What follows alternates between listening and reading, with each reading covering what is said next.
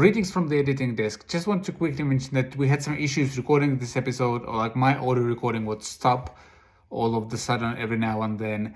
And I basically had to revert to a backup audio file, which has some digital glitches and things like that going on, a bit more noisy as well. So please forgive us for not having the absolutely pristine audio used to. Luckily, we had backups and you get the full episode, but we'll be back full audio quality wise next week. So yeah, now to the episode.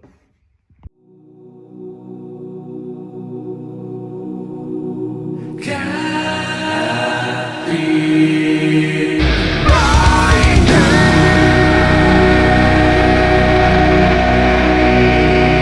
Well, hello there, Vlad here.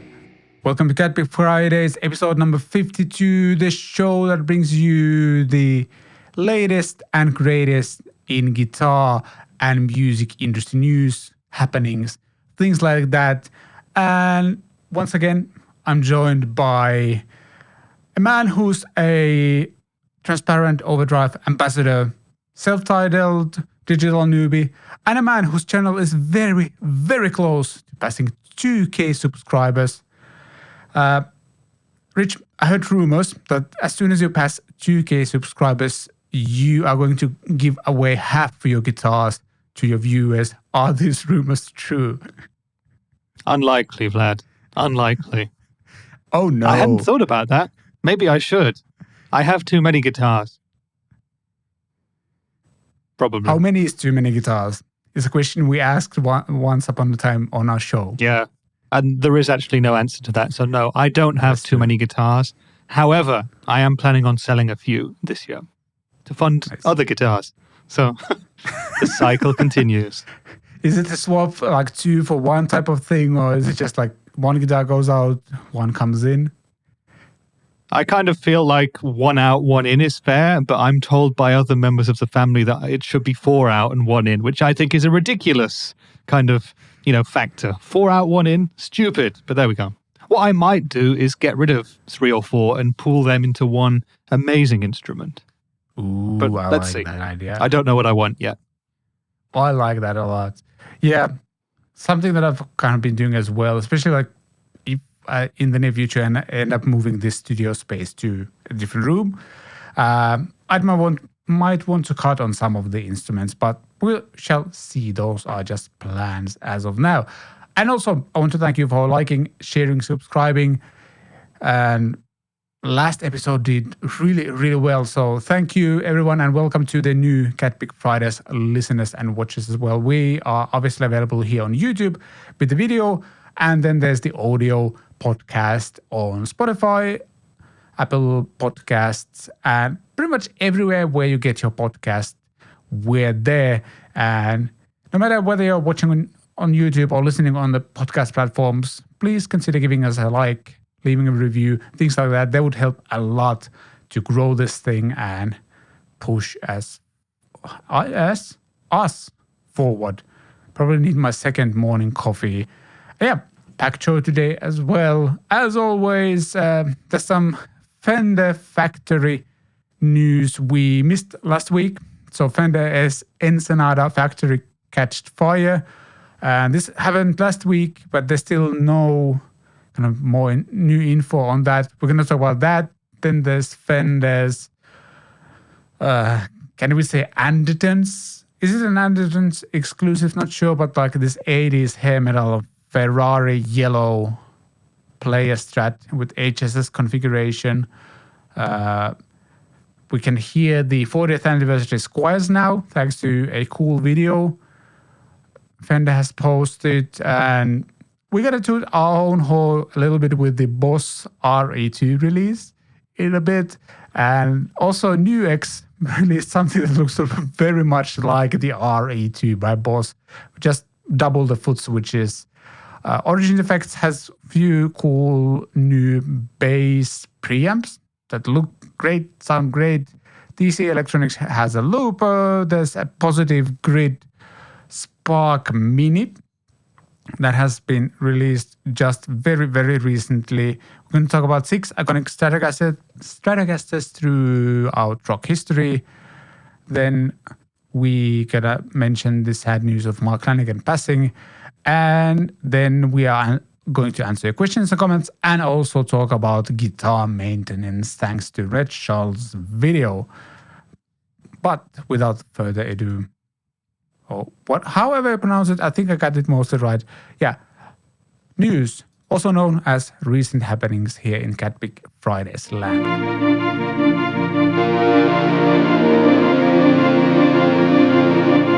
Yep. Fender Ensenada factory catches fire according to gearnews.com. And yeah, it's basically the Fender Mexican factory. There was a fire on 16th of February. As I mentioned, we missed this last week. And claim damage has been sustained to the building. Thankfully, no one has been hurt, and the flames were extinguished by local firefighters. And it's been a week since this happened, and we haven't really heard any news on whether production or anything was really affected. And yeah, basically it's a place where they make made in Mexico Fenders. And yeah, Gear News at the time says that it's too early to say whether or not the equipment materials have been damaged.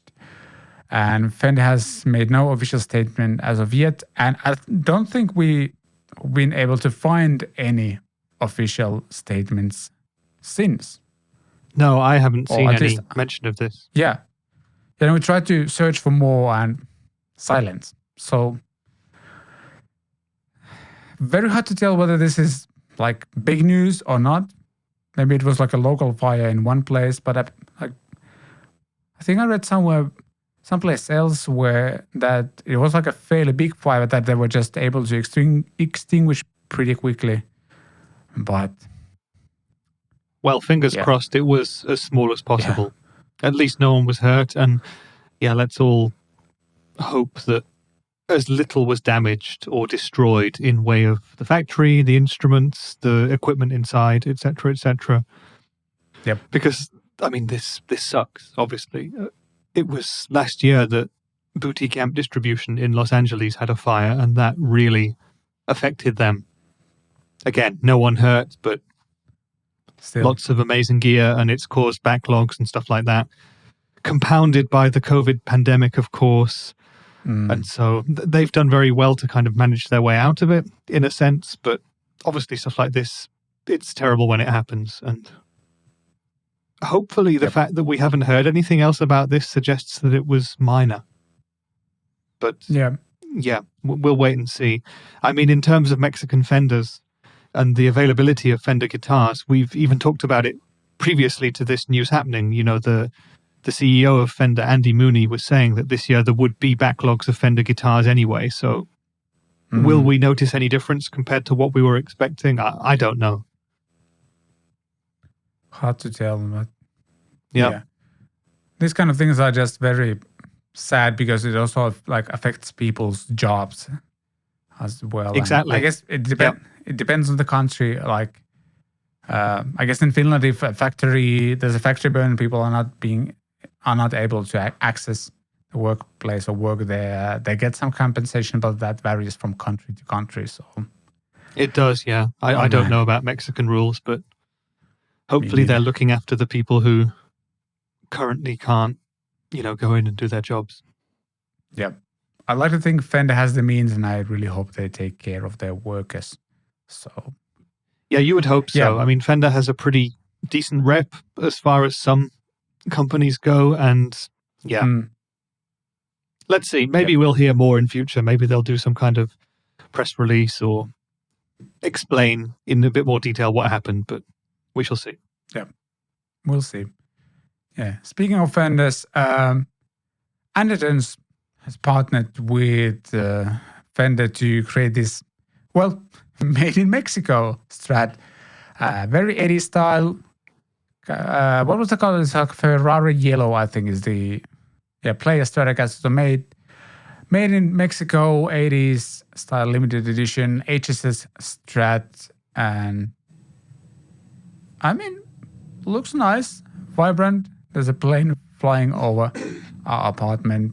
I'm not sure, or hoping it's not disturbing what I'm talking here. And yep, has a pair of Alnico 5 single coils in the neck and in the middle, and Alnico 5 bridge humbucker as well. 5-way control and a single master volume pot.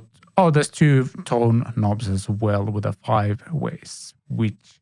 So fairly standard Strat thing.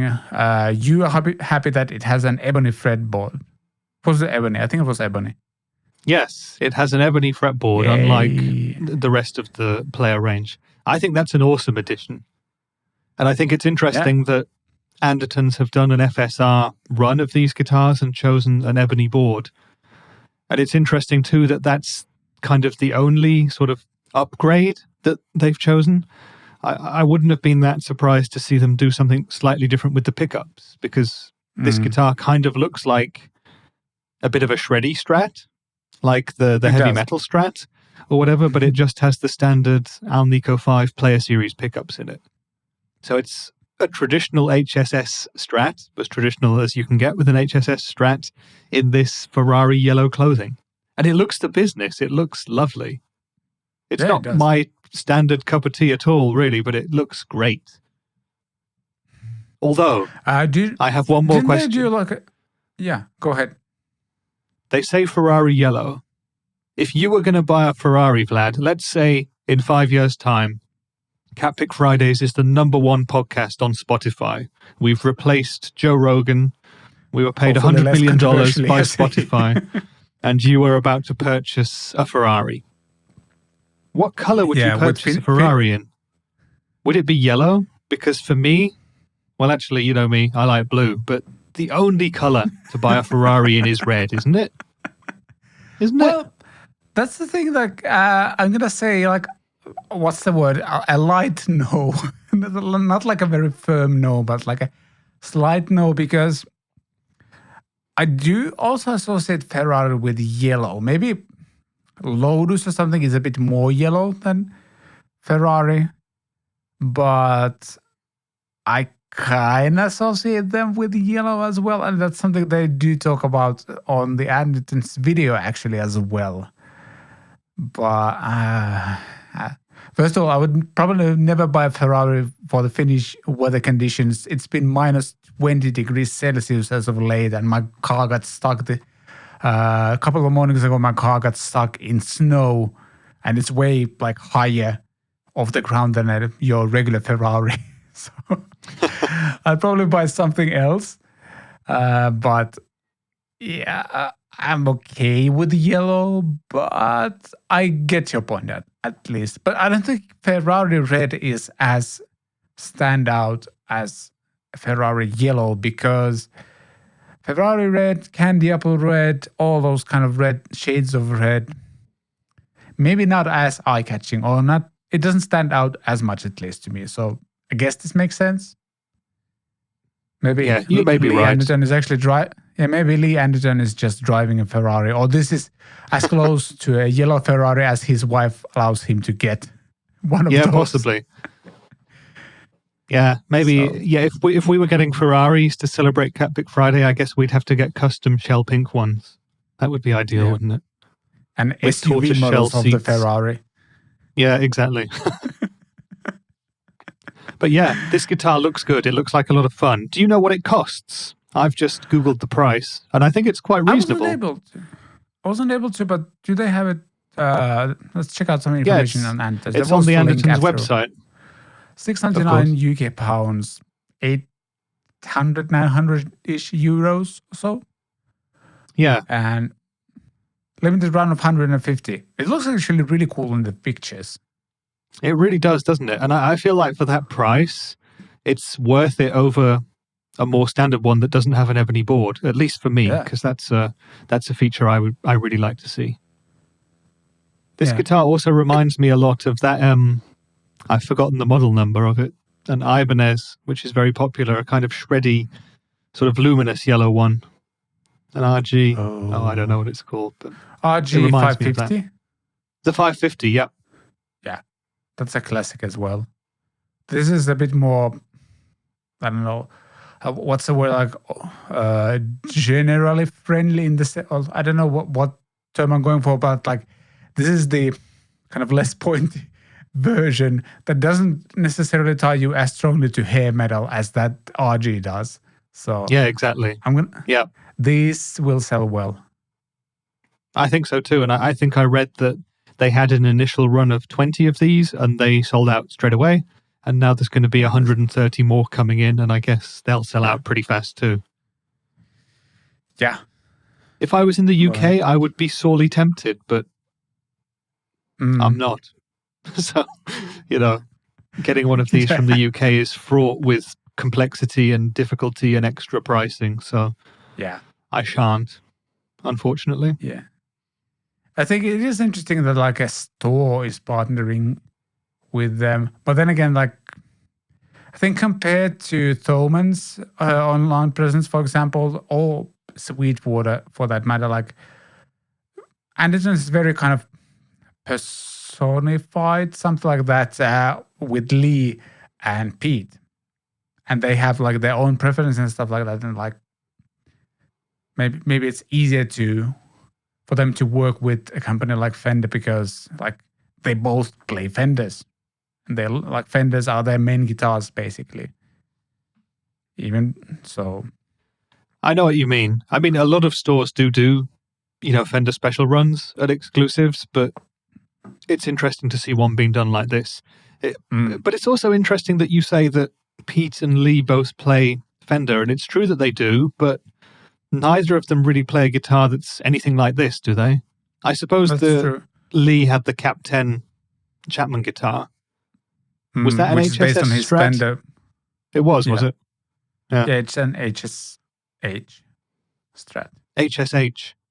Which has okay, so maybe this is more his cup of tea. Sticker on it as well. Yeah. Yeah. I mean, we'd love to try one of these out. And it's going to happen most likely because this will be sold out before I got the means to get one. And ordering from UK is probably not the best idea. Going to cost me a lot. Yeah, that's the problem at the moment. Buying or selling to the UK, it's not as easy as it used to be. Yep, unfortunately. Mm-hmm. Some other Fender news. On the guitar.com site, there's a cool video link where you can hear the 40th anniversary Telecaster Strat and the Jazzmaster they released. And we talked about the whole thing a few weeks ago. And these look amazing. I still crave for that. Was the 40th anniversary baritone telly, for example? The baritone telly. Yeah, me too. Is there a video of that one? I haven't seen these videos, by the way, so I haven't heard them. I don't remember hearing those on the video because they kind of go through the basic models. So there's so basically, I think here on YouTube you can see there's the white Jazzmaster that looks like the J Mascis one. Then there's the I hope my YouTube player doesn't die again, which it definitely seems to be doing. Then there's the Strat and one telly, but I think they left out all the kind of more special ones for later videos. And haven't seen these on channels I follow. No, me neither. Are they available to buy? That's the question, because I think, especially in Europe, we're going to have to wait a few months still to actually see any of these in person. Yeah, I think so. Maybe that's why we're not seeing those. Yeah. On the channels. And Squier, I don't think they work as much with YouTubers as some other brands do. Or do they? Could be. I don't think they do. Not 100% sure, but I think it's mostly like Fender guitars, especially since they have the Player series already, which is like sub 1,000, I think. Yes. Euros. Yeah, Fender we know are very, very good at just vomiting guitars in the general direction of YouTube channels, especially when they're Acoustasonics. Yeah, there was a wave of Acoustasonics and then you hear nothing about them later. So, Acoustasonic wave. I wonder if Squier will ever have an Acoustasonic. I guess not. I don't know if you could make one that cheap. Probably not. I think the Player series kind of took care of that. Yeah. Yeah, that would probably have Interesting, cut though. too many corners. Yeah, to exactly. make a Jazz Master version. Squier version of that. I'm getting mixed with my Squiers and Jazz Masters. Okay, According to we're rolling Tillman, again. 3 to 4 weeks availability on those Squier Tele-Custom baritones. Oh, that's not too And bad. you'll have a actually. choice because there's the paranormal ones, which you can still get. You know, the ones with the P90s, which Cabronita Tele-esque. So, yeah. I'm very tempted by those baritones. Yeah, me too. That's something that, like, if there's a guitar that's really missing from my collection, that's the one, because it's something you cannot replicate with, I'd say, even like downtuning, because it requires you to set up your guitar so differently. And I've had few low, like, standard scale guitars with like lower tunings. It's just not the same. Yeah. And from Fender Squiers to Boss. We talked about this last week, and I'm happy to announce that we were right with our rumors and leaks and stuff like that, because Boss has actually informed us that they will be releasing the Space Echo as RE2 pedal. So the compact size pedal and all the rumors we talked about last week were true. And we talked about this off camera. We both felt that Boss kind of had to, or like they did, I think they never do, where they told us that, hey, this is what we're going to release. Because usually when they release stuff, that thing is in the stores already. At least with a lot of stuff. I wish we'd had that conversation on camera, because we would have looked even smarter than we already do. I know. But we said, yeah, it was like 2 hours after we stopped shooting, they were like, here's the thing. Yeah, exactly. The standard thing with us, you know, later in the day that we talk about something that might be happening, it's confirmed or denied. But yeah, we both said that we felt like Boss had been pressured into doing this release. Yeah, because it got leaked and it was true. And I guess it was too far gone that they could just kind of brush it under the carpet, because obviously the Space Echo is such a big thing that people were talking about it everywhere. And yeah, like you said, they've done this not strange. It's a totally normal landing site, isn't it, for people who can register their interest and get updates on it. But it's clear that the pedal was not ready to be released. Yep. And like you just said, Vlad, I've never seen Boss do anything like that before, where it's been like just a single landing page saying, yeah, this is coming, but very vague on the details, very vague on the nitty gritty, and just saying sign up to receive more information when it's there. So it's like, yeah, they had to get something out, and it could be a while before we actually see this pedal. Maybe NAMM time, maybe June. Yeah, could be. I still think it looks great. I definitely need to hit up my Boss contacts to see if we can work something out, because it looks great. There's a history to that pedal. Wait a second. I just realized that I have owned the RE20. Just realized that now? Yeah. Oh.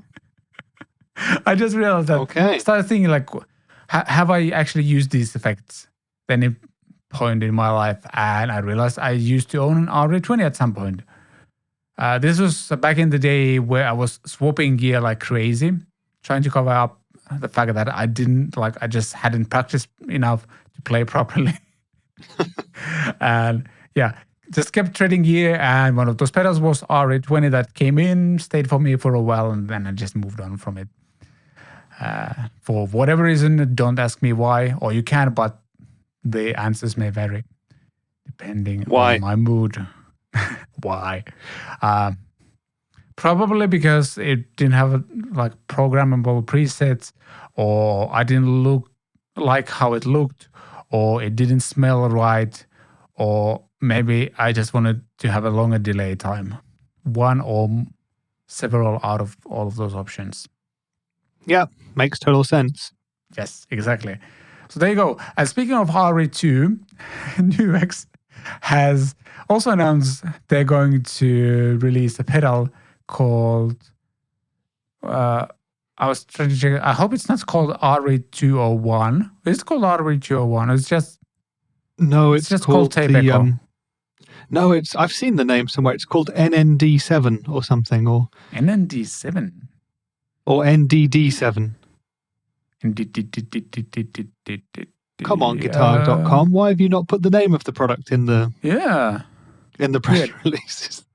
Can that be? Yeah, so can that be true?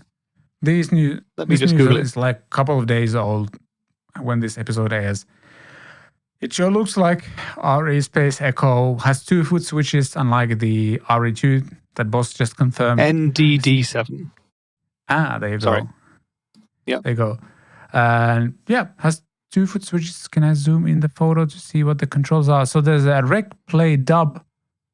Wait, is there like a looper type of thing built inside of it? It looks like it has one of those sound-on-sound loopers.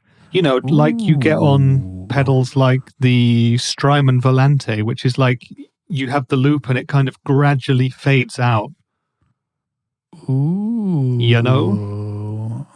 So there's several. I mean, it might just be a standard looper, but I'm guessing that's what it is. Yeah. Okay, so there's at least 2 contacts I need to hit up today. Because this looks cool. And my dream would be able to do a comparison between this and the RA2. And by the way, I have to mention, like, I've had a pedal from NUX that design-wise reminds me a little bit of this, but that was from their like earlier run of pedals. And I'm not sure they even produced it anymore. It also had like this Space Echo-ish design with like this dark gray/green type of design. Very plasticky.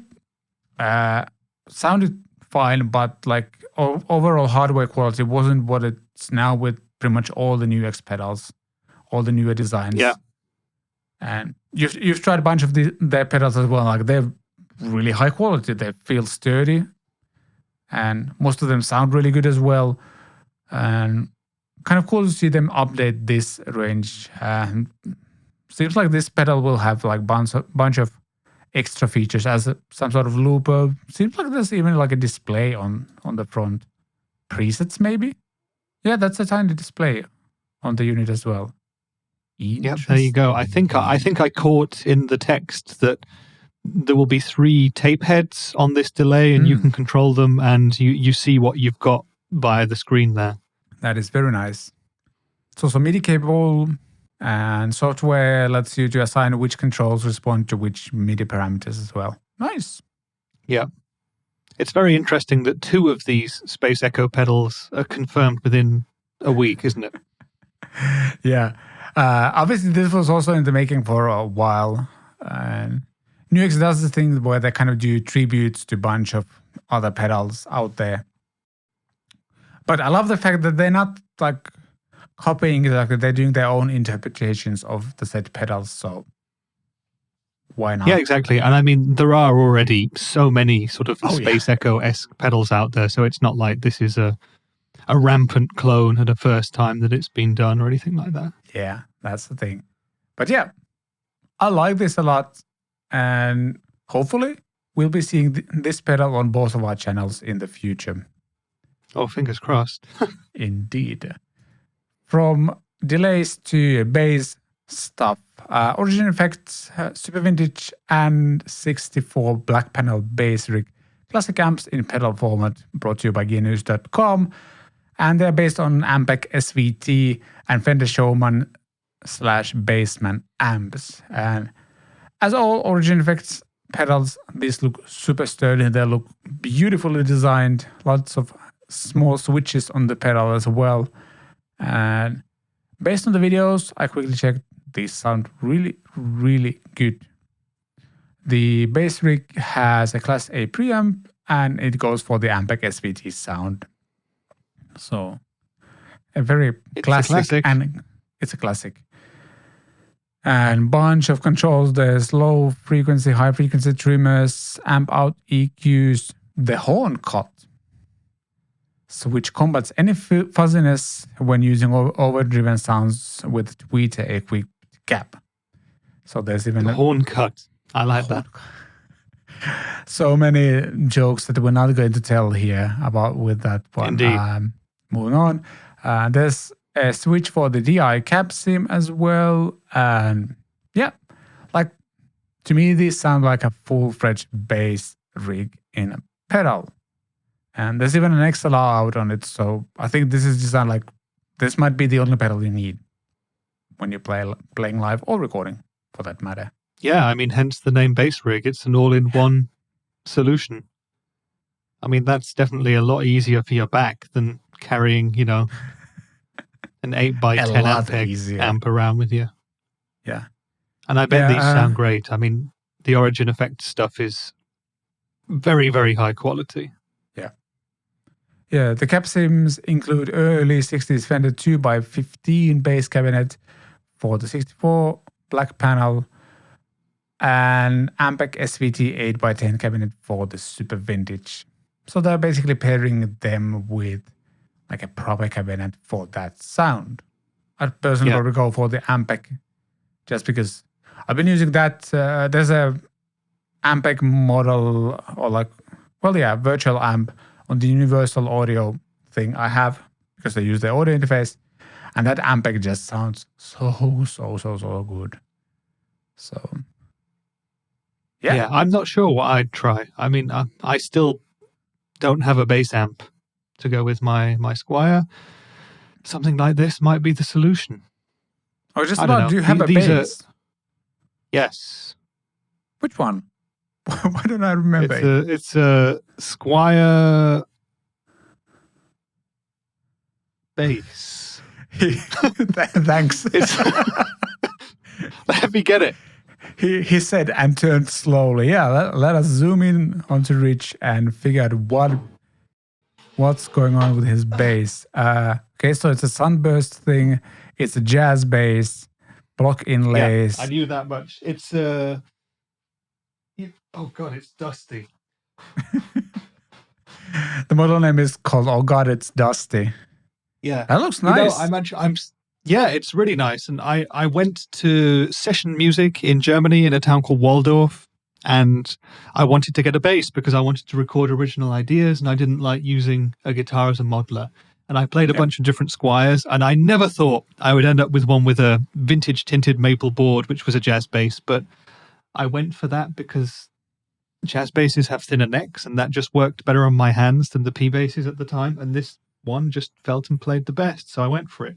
I'm absolutely distraught that I can't even remember if it's a classic vibe or a vintage modified, but I'm going to go with vintage modified. I'm really not sure. Oh god. Based on what I paid for it, it was probably vintage modified. It was less than 300 euros. Those are still great basses, so why not? And I think also jazz bass is the bass to get. Like if you would get like just one bass and want it to be as versatile as possible, I'd probably go with a jazz bass, personally at least. So I know it's a 70s model. Wait for it. Let me. Wait. I'm just doing a spot of stealthy Googling. Oh, according to this, it's a classic vibe bass. Oh, there you go. You learn something every day. Yeah. But yeah, jazz bass, like different. My first bass was a Fender Squier. I think it was the 70s as well. I think it had like black block inlays jazz bass as well. I kind of regret selling that one. It was really good, versatile, stayed in tune, sounded great. Then I swapped it for a 5-string Harley Benton, and now I got rid of that one, and now I'm playing a Music Man, which is a whole different thing as well. And that bass needs setup. And we're going to talk about guitar setup later in the show, so there's that. I think it's actually a vintage modified bass. Sorry, I'm still looking at my bass online, or what might be my bass. It doesn't appear to be being sold anymore. Maybe someone watching can tell us. The one specific thing which will let us know is it's a 70s model, and it has like, let me just get the camera back up. It has like Strat knobs as opposed to standard bass knobs. And I know it's a 70s model. It's got mother of pearl inlays as opposed to the black ones that you see on the current classic vibes. I think it's a 2018 model. I think it's made in Indonesia. I'm guessing it's vintage modified. Someone tell us. Yes, let us know. We want to know what Rich has bought. I want to know what I spent hundreds of euros on 3 years ago. Yeah. But I mean, like, that's something that I also kind of love about shopping in a guitar store, and something that cannot be replicated when you shop online. You think there's a specific like guitar or bass you want to get, but then you go to the store and then you try a bunch of them out, and then something that you maybe never thought of actually resonates with you, and you end up That's getting the that beauty one. of stores. 100%. And, you know, I never went looking for that specifically. I'm not hugely into Sunburst because I find it a little bit boring. I never expected to get a maple neck. I never expected to get one that was a bit different in that it had different inlays and it had the Strat knobs or whatever. I was expecting to get a precision bass because that's what everybody says you should get. It sits perfectly in every mix, apparently.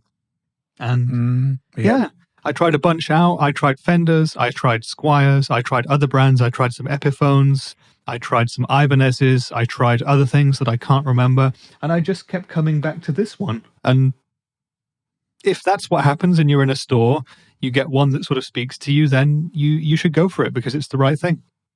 Yep, exactly. And as I mentioned, that's something that I love about going to a guitar store, because like I was thinking about swapping to a Music Man bass, but then I got into a store locally here and tried the Music Man out, and I was like, this is really cool. It's a bit more unique sound, but I love it.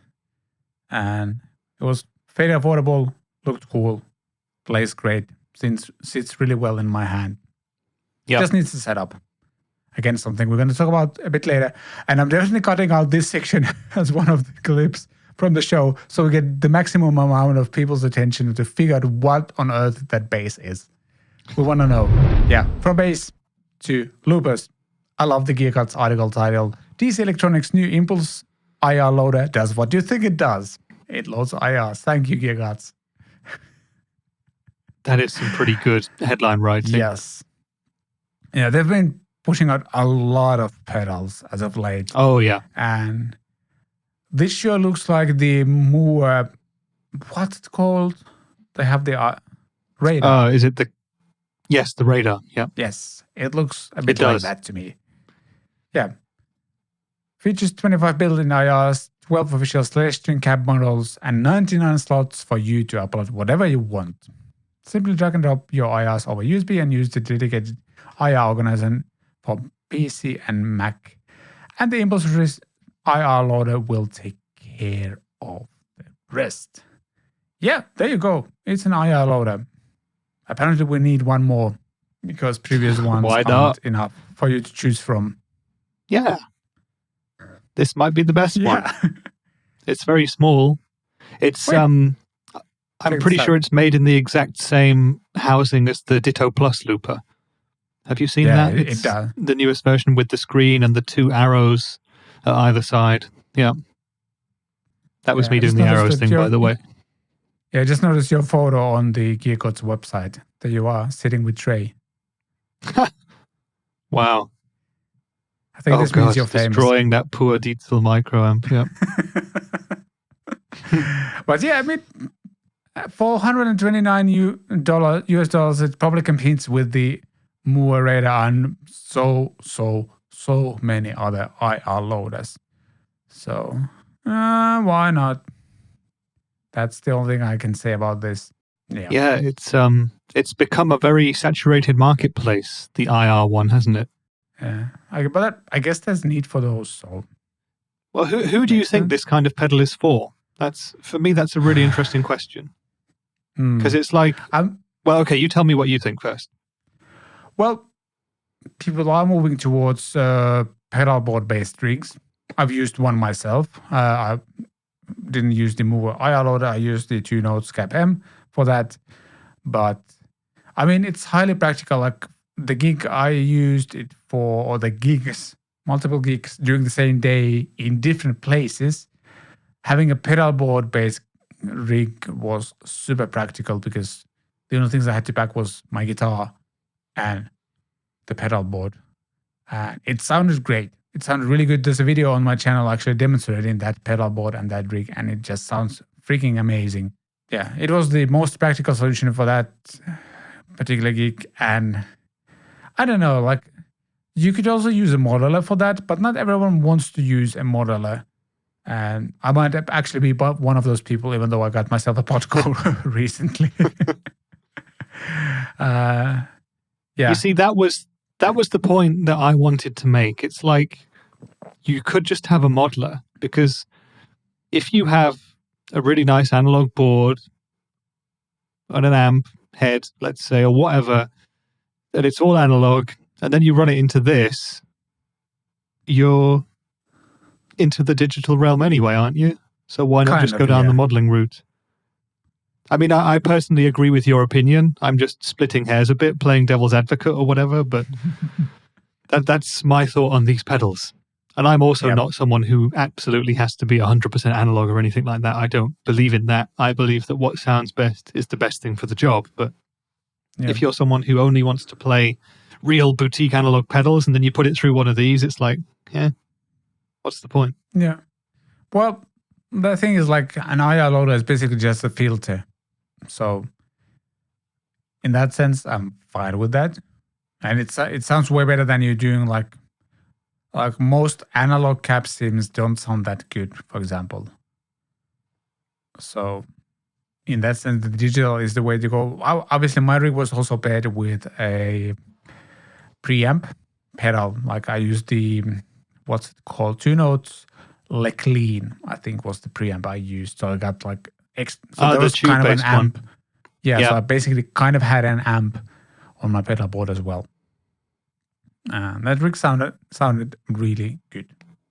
Yeah, and definitely much more practical than a standard old school, tube amp that you have to mic up or whatever. Oh yeah, so, definitely. Yeah, and I don't know. Just my brain is just more in tune with like working with actual like physical pedals, even if they would be like digital pedals, than just like arranging stuff. Mine too. Yeah. And there's a lot of people who think like that. Yeah, I think so. I think that's the standard way to think about stuff. I'm actually thinking about getting one of these to go after the Pod Go, just to make that sound better, which is funny. Putting this after a modeler, would that make any sense? I don't know. Not sure, because there's a dedicated slot on the Pod Go for the IR, and like but you can could just replace disconnect it. Just replace it, yeah. Yeah. Well, I mean, you can give it a try. I was actually recording with my Pod Go yesterday and wasn't like super happy with the sounds, but I've spent very little time like actually learning how to tweak it. So yeah, I'm not throwing it out of the window just yet. And not that I would throw it out of the window anyway, because it's a bit too cold outside. All right, from IR loaders. Yes, indeed.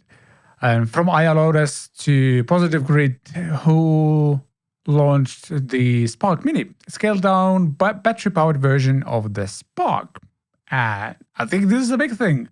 The original Spark has sold well and seems to be really good based on all the reviews.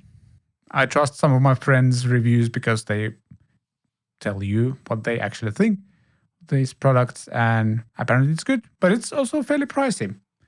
And now there's a mini version. The Guitar.com article does mention that there's no word on price just yet with the Spark Mini. But yeah, it's a scaled down version. There's also an iOS app or Android app. You can operate it with your phone as you do with the bigger unit as well.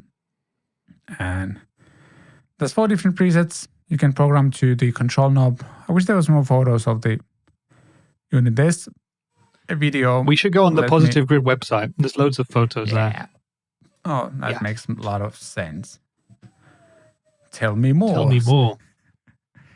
I want to know more. Yeah, looks good.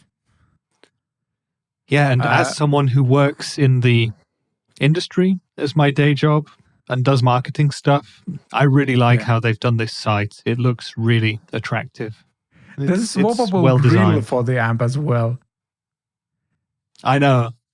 It's like a decoration type of thing. Yeah, that makes it look a little bit like a toy, but still, it's kind of cool. Like Action Man or Barbie, where you could change their clothes.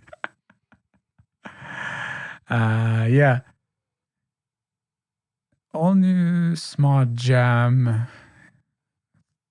which you can use it as Bluetooth speaker. Unbelievable sound. Yeah, this is where it will live or die on whether it actually sounds any good. Because it is a very has a small bass.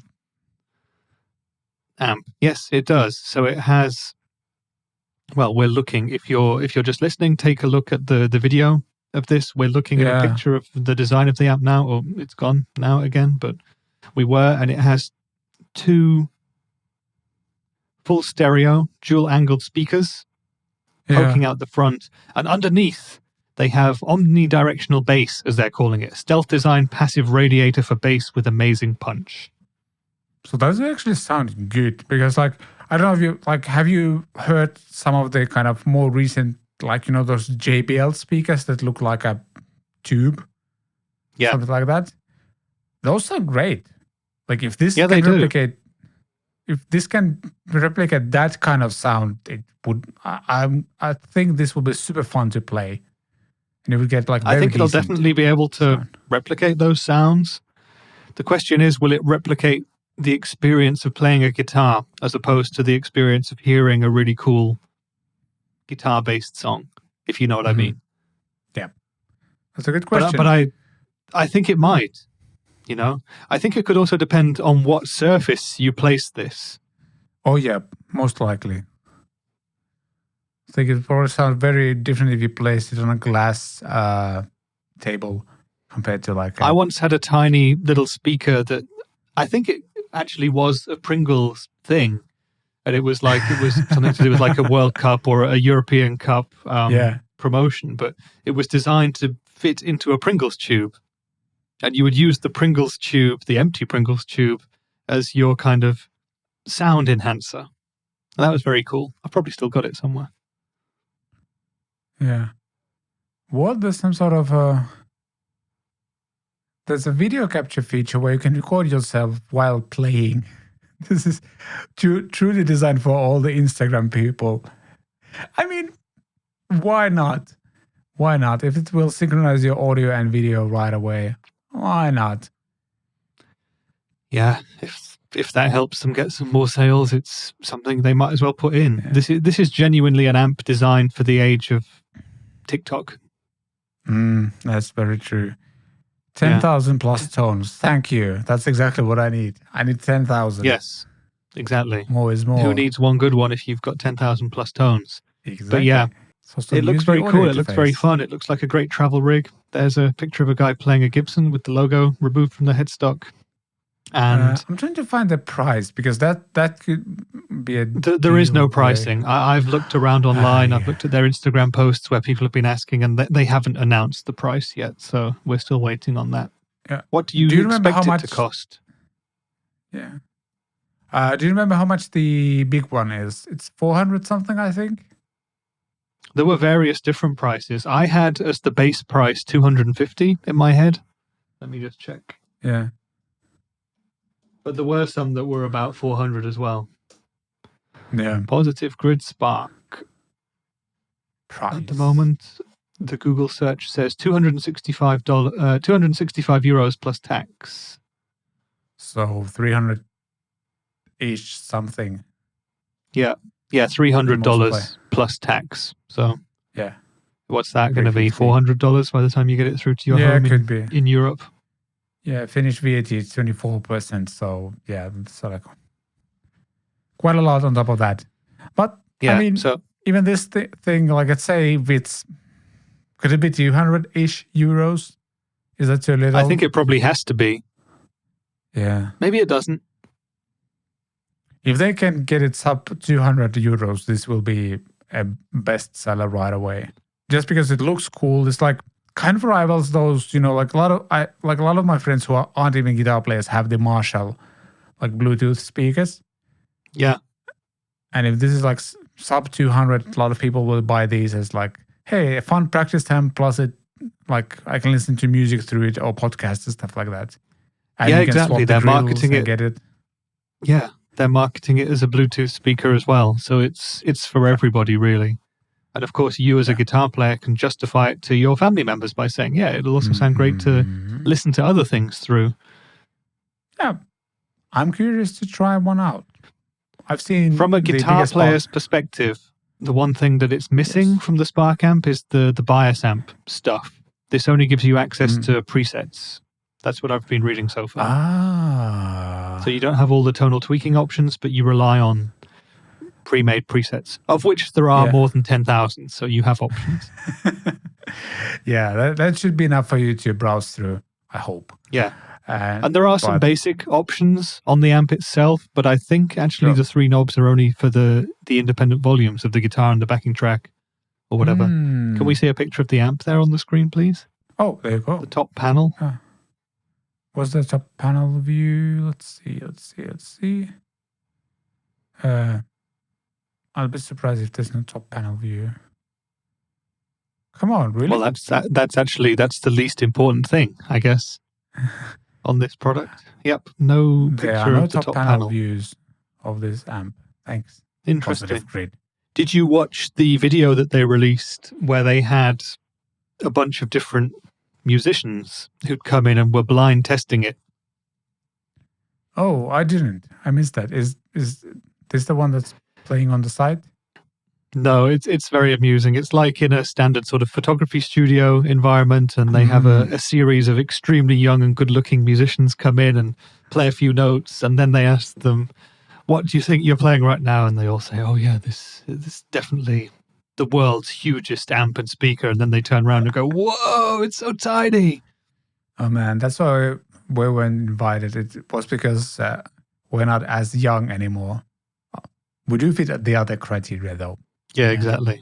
I don't know if these are real musicians. They can all play guitar. They're all good players, but it's like, it's clearly a marketing exercise. And clearly this isn't aimed towards like professional musicians in the sense like this is going to revolutionize their stuff, what they're doing. But if this helps a lot of new guitar players to start jamming, and there's a lot of like learning stuff in the software as well on the phone, great.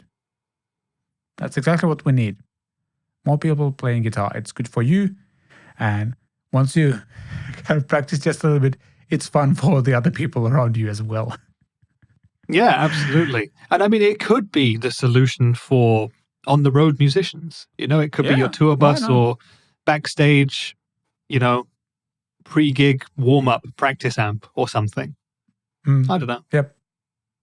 I have seen other amps that are kind of modeled in that sort of a direction. But yeah, Positive Grid are really kind of working towards integrating the modern world into how guitar players use their stuff.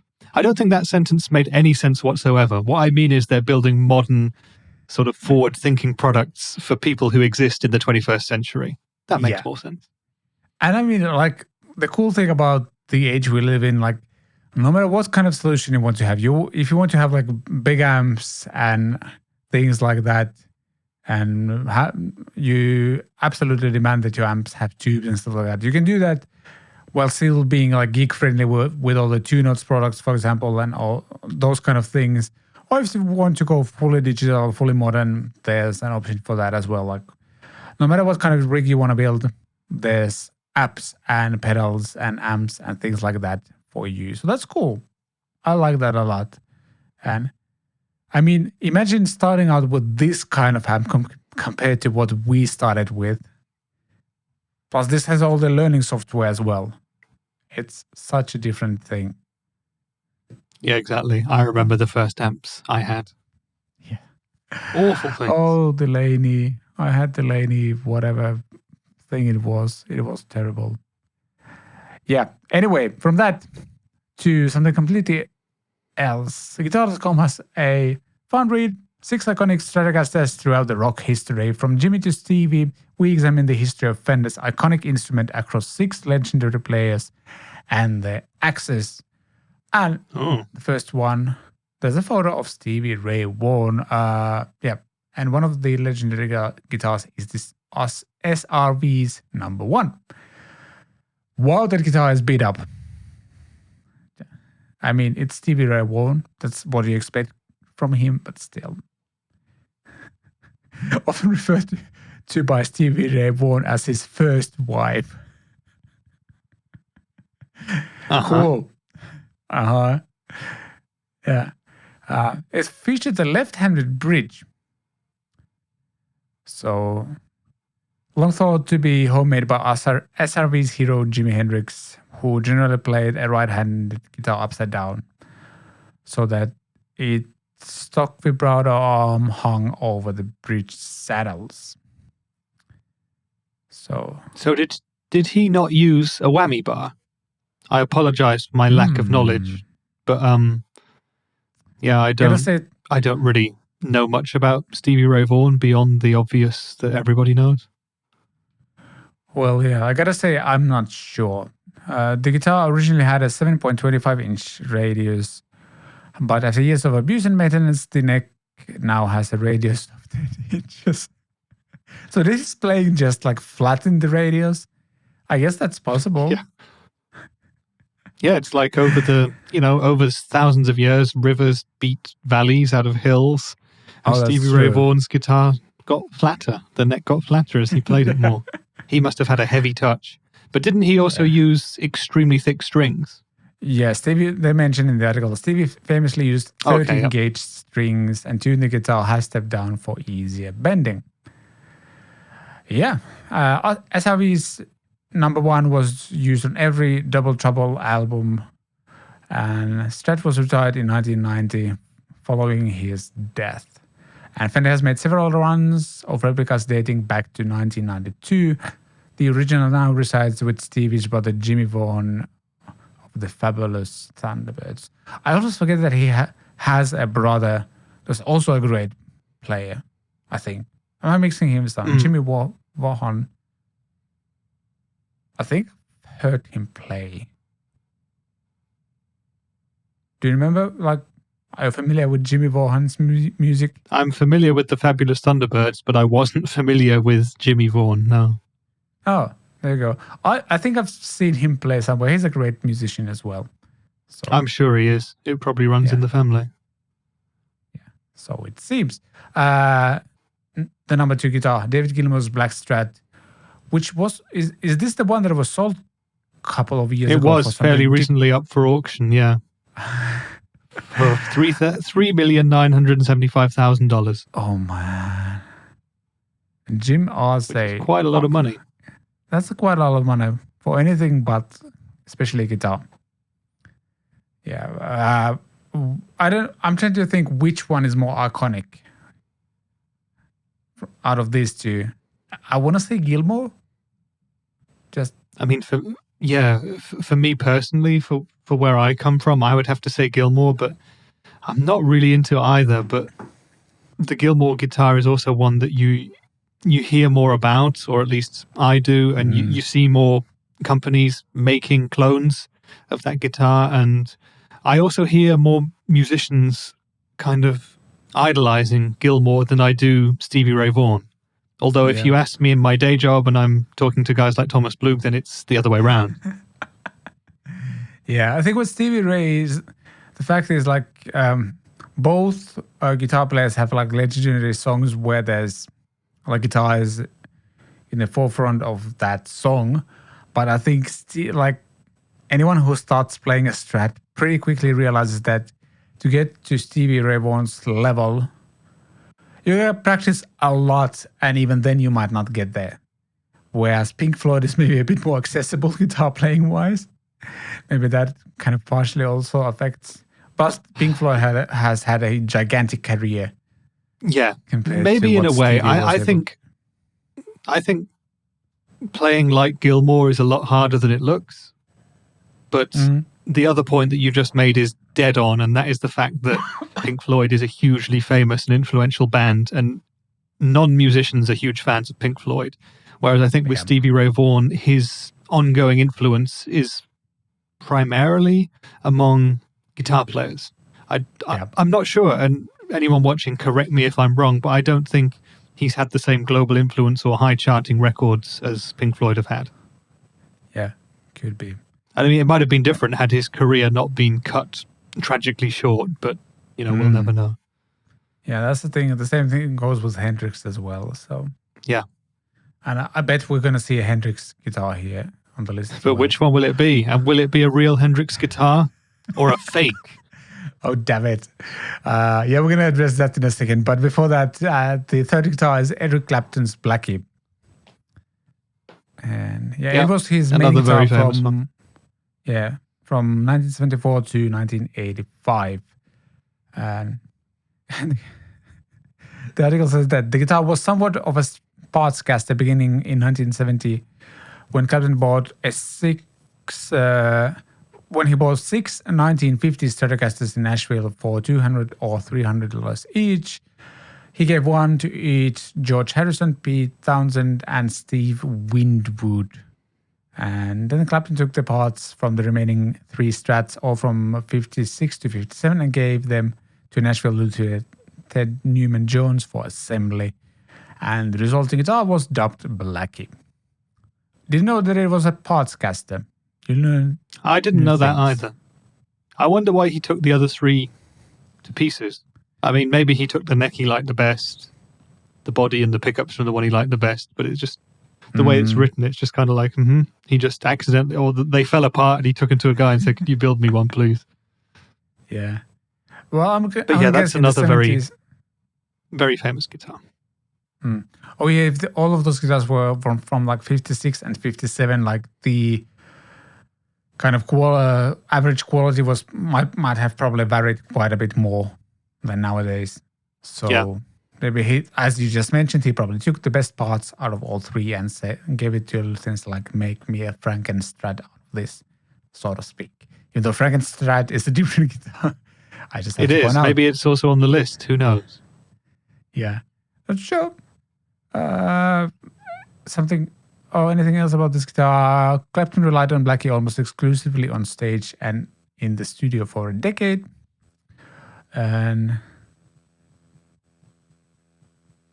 they also said that Yngwie Malmsteen was the first one to actually have his signature appear on the headstock on a signature Stratocaster model. And they mentioned that Clapton signatures only started appearing after Yngwie got his. Yeah.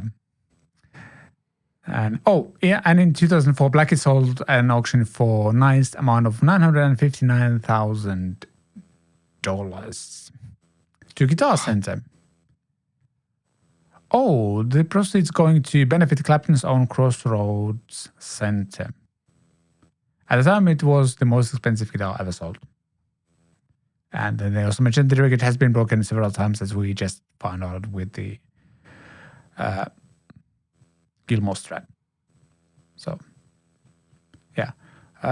Wait, is this the fourth guitar? I'm losing count. Yeah, Hendrix, Stevie Ray Vaughan, Dave Gilmour, Eric Clapton, and now, number 4.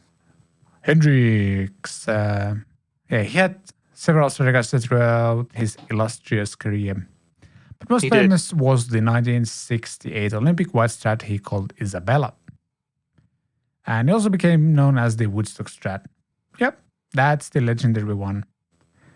And they do say in the article that it wasn't even Hendrix's favorite. His number one Strat was the one he called Black Beauty. But he used the white one at the Woodstock concert, which became probably his most iconic performance. So, yeah. Hendrix continued to play the guitar for the remainder of his life. However, photos have since surfaced of Jimmy playing an all-white Stratocaster with what appears to be a notch in the body.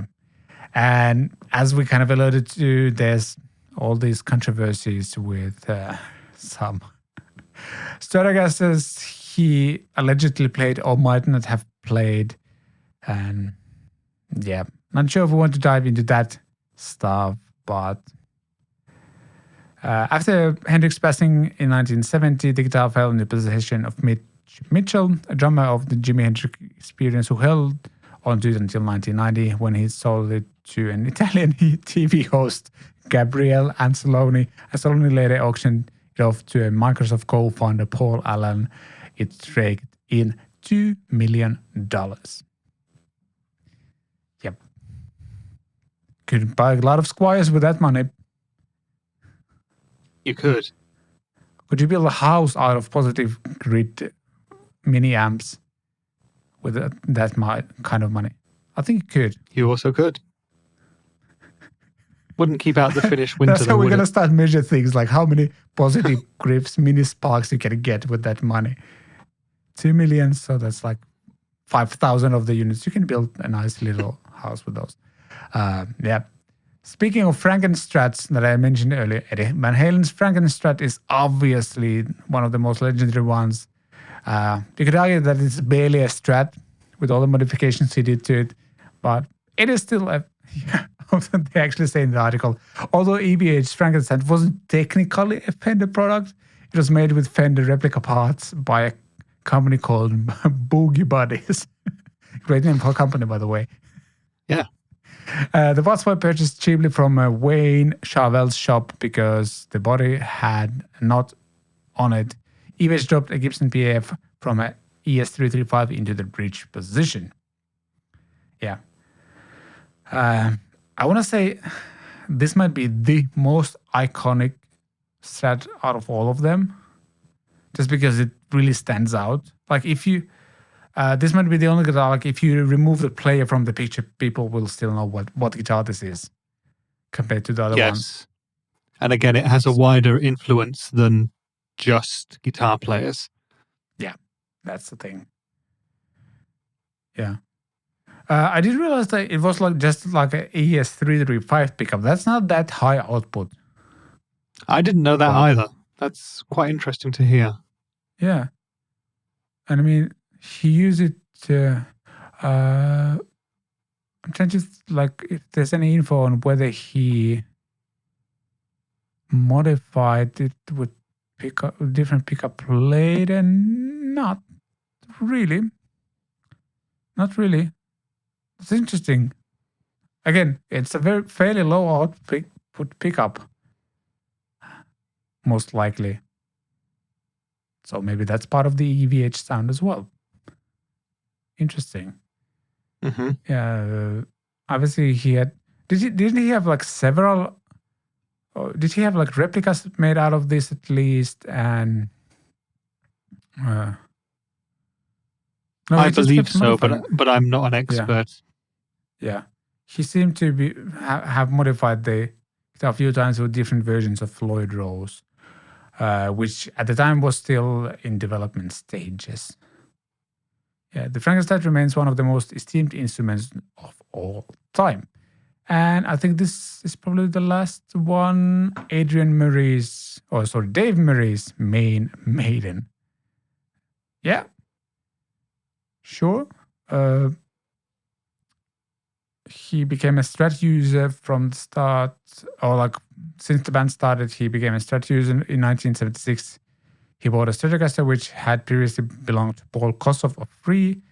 With a 63 body and a 57 neck, Murray swapped out the stock single coils for DiMarzio Super Distortion in the bridge and DiMarzio PAF in the neck. The pickup combination allowed him to play and record rhythm parts, solos, and the occasional clean interlude on every Iron Maiden record until about 1990, when he retired the guitar in favor of a signature model, which was, of course, based on his main axe. Yep, another legendary Strat player, but again, one of those guitars, like if you would see it in an online store or even in a store, not sure if I would recognize that as the kind of Iron Maiden or Dave Murray signature. But yeah, that's another thing about this guitar. This one I would place on maybe a level below the other five. You know, with the greatest of respect to Murray and to Iron Maiden. They've sold 200 million records, haven't they? So they've done pretty well. Wow. This guitar has been heard by a lot of people. But yeah, in terms of the iconic status of the instrument, I would say this one is kind of a little bit lower on the lists.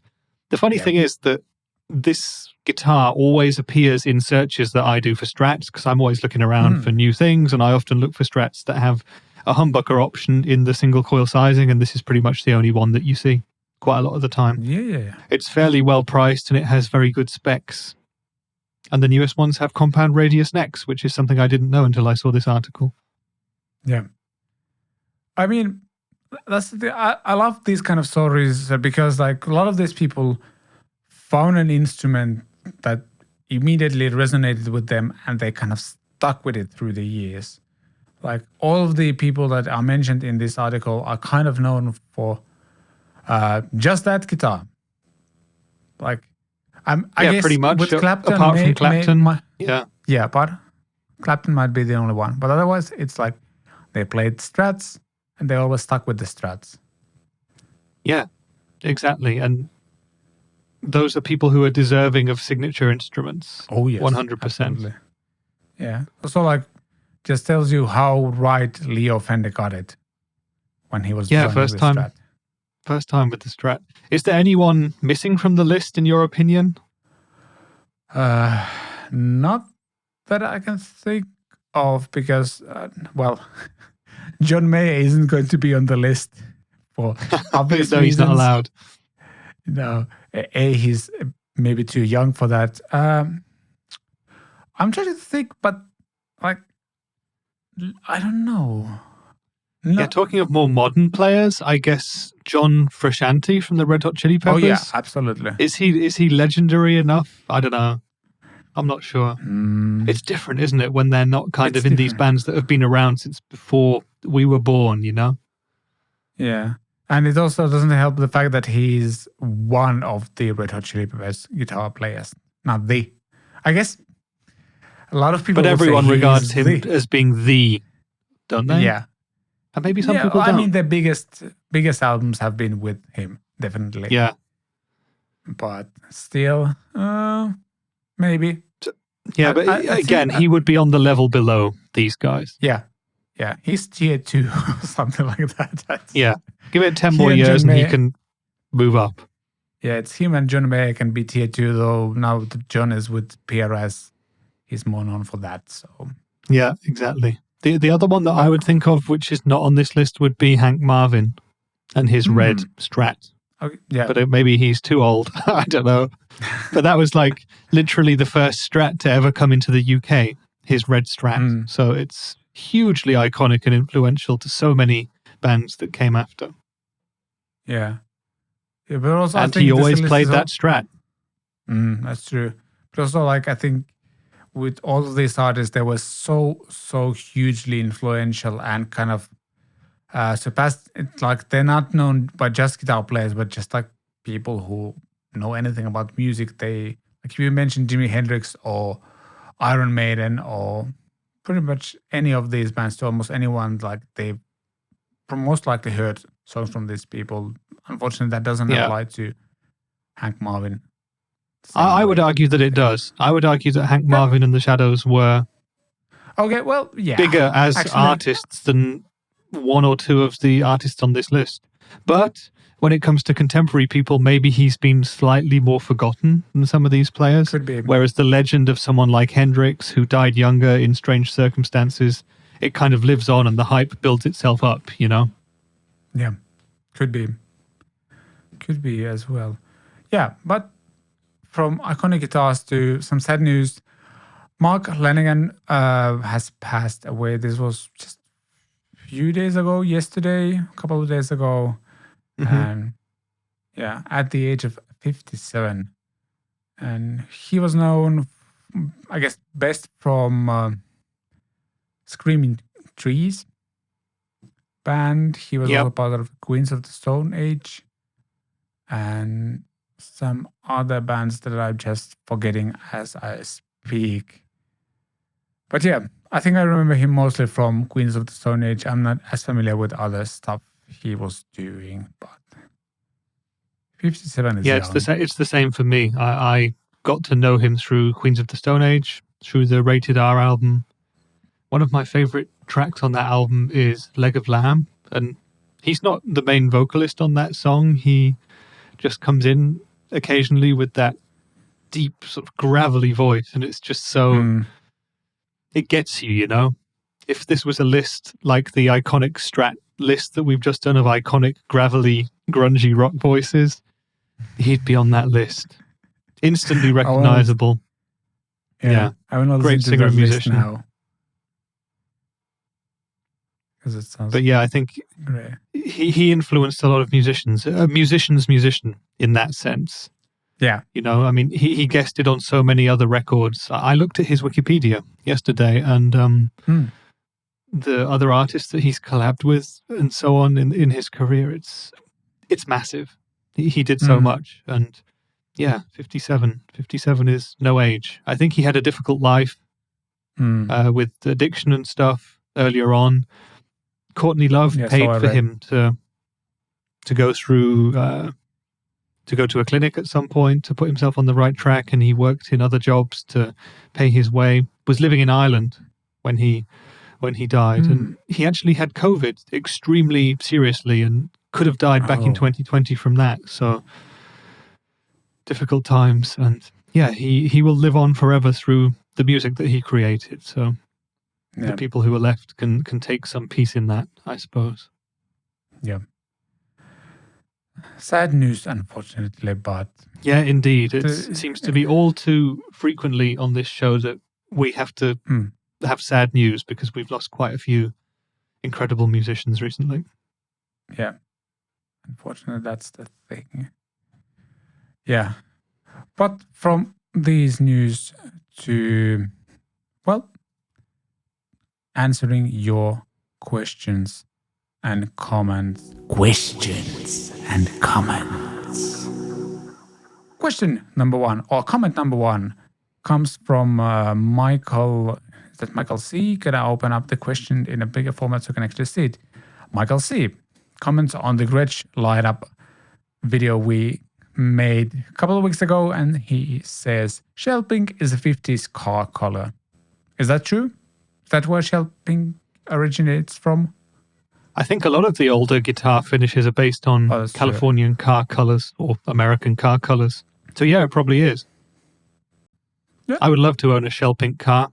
Maybe one day I'll get that shell pink Ferrari. We literally discussed an hour ago. About, like, as soon as you mentioned, I was thinking of the Ferrari. So there you go.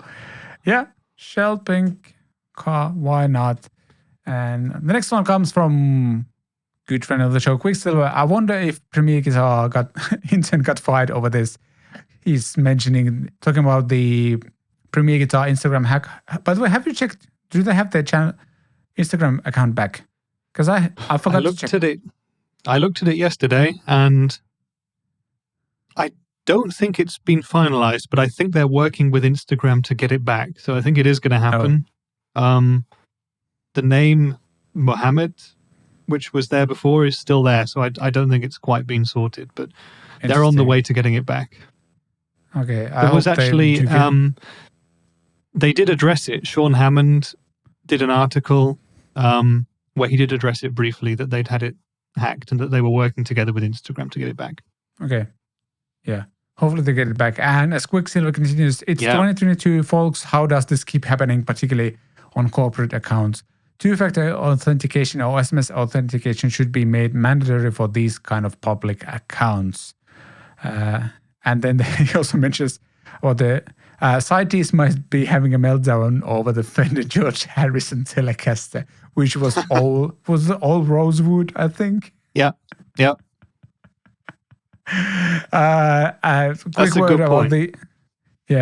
Quick word about the cybersecurity first. It is kind of surprising that this still keeps happening. But then again, like even just examining my own behavior, I'm kind of lazy with the passwords. I'm getting better at it because I'm scared that someone would hack some of the stuff I'm doing. And hackers can get into NASA. They can infiltrate governments and presidential figures. So it's like, if someone really wants to get in, they probably will. But on the other hand, everyone should have, two-factor authentication or SMS authentication, like Quicksilver says. I mean, that at least makes it a bit harder. And some people might give up if they reach that stage. But yeah. Yeah, that's kind of, I think that's the overall, like, general idea with the whole two-factor authentication and stuff like that. Because it's not that it makes your account unhackable. It just means that it takes way more effort to make it happen, and it's probably not worth it at that point. Yeah, exactly. And any kind of amateur hacker or hobby hacker or whatever you want to call it. Can you be a hobby hacker? I don't know, but you might give up at I that guess stage so. when you realize you'd need somehow to gain access to someone's phone to get that message authentication, to get the code or whatever. Yeah. Yep, exactly. But yeah, and just a little note on the CITES thing. I believe that CITES has been relaxed a little bit. So they might be double checking this one, but I think it's probably going to be okay.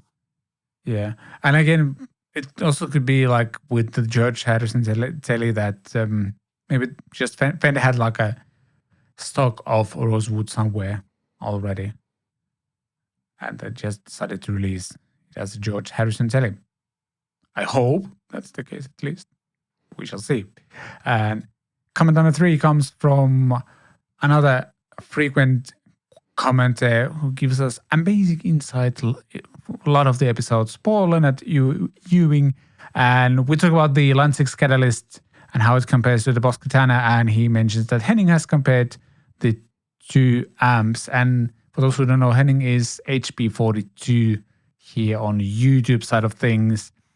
And he says, but Paul says that the Catalyst Line 6, in spite of having a great library of effects, did not use them. So Boss will not be worried. It is not better or even worse, just different. And then he also mentions about the Space Echo. It's all about software and a couple of quality chips. It will be more than usable, but more than that, who knows? I cannot see there was a craft version happening, as it does not need hand making. It is not analog, so yeah, makes a lot of sense.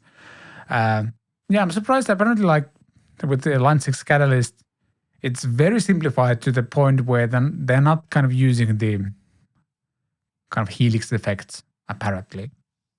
Which sounds strange to me, but that seems to be the case. Okay, I need to research that a bit more, and I need to watch that comparison video by Henning as well. Yeah. Because I've not seen any others yet. And I don't believe the Catalyst amps are going to make it into guitar shops around here for quite a while. So yeah, that's true. Yeah. But as Paul says, Boss will not be worried. I mean, I don't think Boss needs to worry about anything, really. Nope. I think they're fine. Yeah, and interesting point about... You're going to say probably exactly what I was going to say. Do it. Yeah, I think he's making good points about the RE2 as well. And the Wazercraft thing happening, as it does not need hand making, it's not analog. That's something I hadn't actually thought about. Is there a list of Wazercraft pedals somewhere? I think it's mostly overdrives. Paul's probably bang on again as usual. Mm. I mean, the DC2W that I had. The chorus pedals. There's a Wazer chorus pedal. That's digital, isn't it? I think so. I think you can do analog chorus, actually. It's just delaying it's creating a copy of the signal and then delaying it to create the chorus effect. Yeah. Colin has a great video on that topic on his channel, explaining what the chorus does or how it's created. Yep, makes total sense then. And last question. Click the wrong button. That one was not the question. And last question comes from Landon Cunningham, and this was posted on my Rev G3 versus Blue Guitar Iridium studio comparison video. And he asks, between the clean of the Rev D20 and the Blue Guitar Iridium, which do you prefer? And having tried both, and I actually replied to him as well, I'm going to announce this publicly here. I prefer the D20 clean, just because it's more dynamic, more... I can't say amp-like because both of them are amps, but it's just more dynamic, and anything I threw at that amp, any distortion, any fuzz, any boost, anything like that, worked perfectly. And it is truly a pedal platform amp, if such thing exists. That's the amp. So, yeah, I think also part of my preference is the fact that it's incredibly simple, whereas Blue Guitar Iridium has so many options. And I know you're biased to comment anything on this because you work for Blue Guitar as of shooting this episode, at least. Well, again, I'm predicting some sort of doom over us. Yeah, what was as that we all did the about? last- I don't know. I just You still as I work was for Blue saying, Guitar while we're shooting this, but you might not next week. depending on your answer to this question. It's possible. No, I can't I'm answer this question, can I? It would be unfair because I work for Blue Guitar. But I love the clean on the D20 as well. Mhm. I mean, I think they're both great cleans. I would say you can get maybe a more vintagey clean out of the Iridium.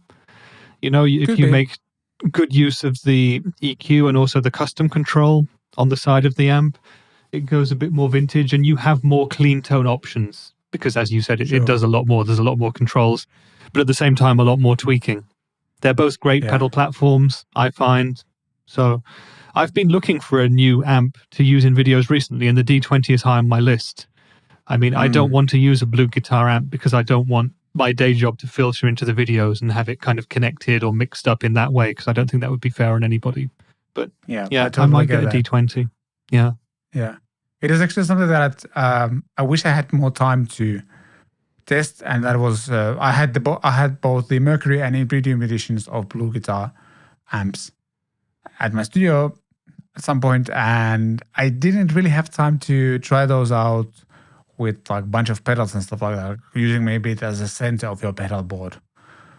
So, I mean, again, D20 is a one-trick pony, but it's a really good pony for that one particular trick, whereas either of the Blue Guitar amps is kind of a centerpiece of your rig, and you can get most sounds out of it, like all the different drive sounds and stuff like that. You can get just from that amp itself. So different things for like different units for different applications. I would say both really, really good and highly recommended. And I'm saying this not being paid by either of these companies. But though I'll pay you it does after the sound like show. an ad, and if you think I'm biased, let us know in the comments. And we can discuss that next week. But before we start wrapping up this week's episode, something that we absolutely need to do is to talk about guitar maintenance in everyone's favorite segment called Week in Watch. Watch it. Video. It's not like you have anything else to Yeah, do. because you don't have anything else to do. We got to talk about, not me clicking at the wrong buttons again. There you go. We're going to talk about guitar maintenance. And we're going to use a slightly clickbaity titled video by Red Shell called I'm an Idiot, I Broke My $5,000 Guitar. And this video is clearly sponsored by whatever the guitar store he's going to. But I think there's some great points about the guitar, like maintaining your guitar, especially now that we're transitioning from winter season to spring and then summer here in Finland. For example, pretty much all of my guitars will need some sort of setup and checking, and some need to have the frets filed, fret ends filed and stuff like that, because we go through crazy temperature changes. It can be from like plus 35 Celsius to minus 25 Celsius, which we have had this winter several times actually. So most of my guitars will need some setup, and yeah, Red is taking his guitar to, or his guitars, actually multiple guitars, to, I'm guessing, a local store where the guy explains all the basic things you can do at home and then some more complicated ones. And before you ask, the guitar he broke, and I'm putting that in quotes actually, he broke it by not he didn't have his acoustic guitar, I think, properly humidified, and it caused some of the bracing to kind of break loose inside of the guitar. Something like that. I think that was the issue. So sorry if I spoiled this video for you, but if you want to learn a bit more about like basic guitar setup and things you can do at home to maintain your guitar playing it really well, I think you should check this video. Links in the show notes as always. That brings me to a question. How often do you maintain your guitars, Rich? And what are the things that you're doing home, and what are the things you leave to a luthier to do? I don't maintain my guitars often enough. I know I should do more, but unfortunately I'm lazy when it comes to that kind of stuff. I'm similar when it comes to even changing strings. I'm one of those guys who changes a string when it breaks, as opposed to every few weeks or months or whatever it is. And yeah, pretty much the extent to which I personally maintain my instruments, to my shame, is keeping them clean and tidy. As you've seen in this episode already, that bass was covered with dust because I haven't taken it off its rack for clearly a few months now, because I haven't done any bass for quite a while. But I do keep my instruments as clean as I can. When I do string changes or whatever, I will lemon oil the fretboards and check that everything's fine. And pretty much any more than that, I take to my local tech, because he's excellent, he's well priced, and you know him, Vlad. It's Uwe, my former colleague from Hughes and Kettner. He has a tech company. It's his second profession. He's excellent. He gets customers from all over the region. I would recommend him to anybody watching this who's in the vicinity. I'm not being paid to say that or anything, but yeah, he does a great job, and he's done work on all of my guitars over the past, how many years? Almost 8 years since I've lived here. Gosh, it's a long time. Yeah, what about you? I think you do a lot more with your guitars in that sense than I do. Well, at least a little bit more. I'm okay with adjusting the neck.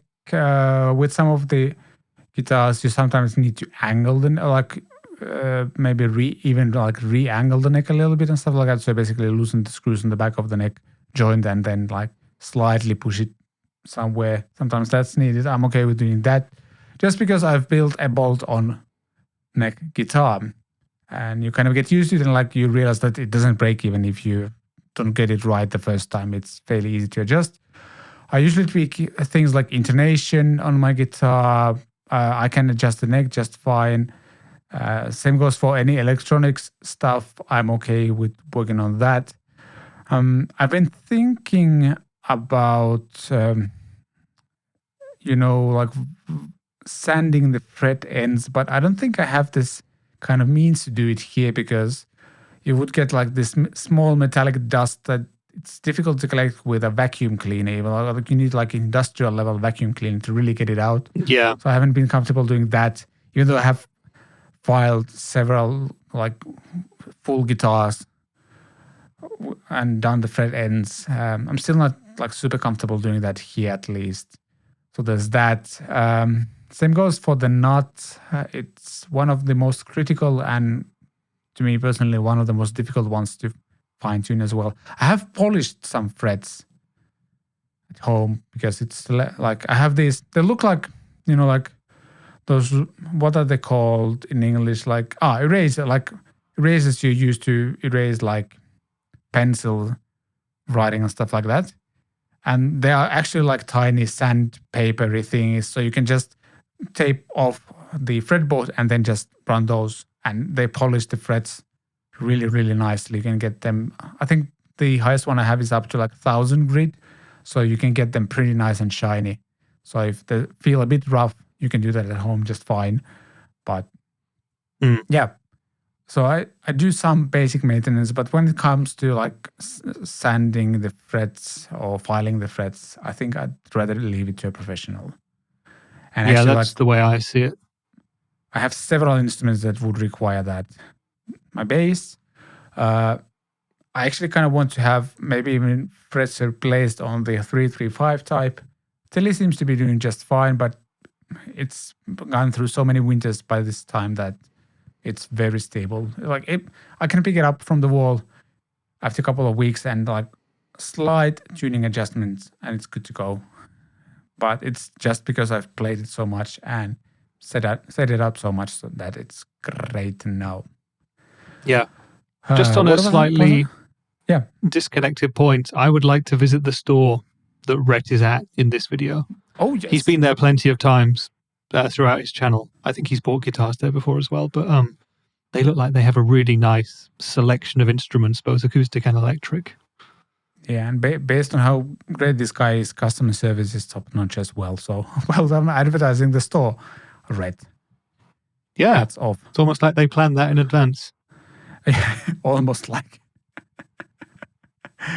But yeah, actually, let us know how you like what are the guitar maintenance things you are comfortable doing yourself, and what are the things you will use a luthier for. And if this is a topic you would like us to dive into more, we got a couple of friends who could actually help us, and maybe we'll do a special episode on this kind of stuff. So yeah, let us know in the comments down below on YouTube, or actually it might be on the right side of you as well. So just in the comments. I don't know where I'm going with this. And that also wraps up CatPick Fridays episode number 52. And this was fun as always. And yeah, ways to support what we do in the show notes. All the things are in the show notes. You'll find them there. Have a great weekend, and we will see you next week. I was just about to say again, like, we probably will see you next week. We will see you next week. If stuff changes, we'll let you know, but most likely we will see you next weekend. Yeah, thank you for watching, listening, like, share, subscribe, all the things. You know how this works. And as we do here, CatPick Fridays. Bye, podcast. Bye, podcast.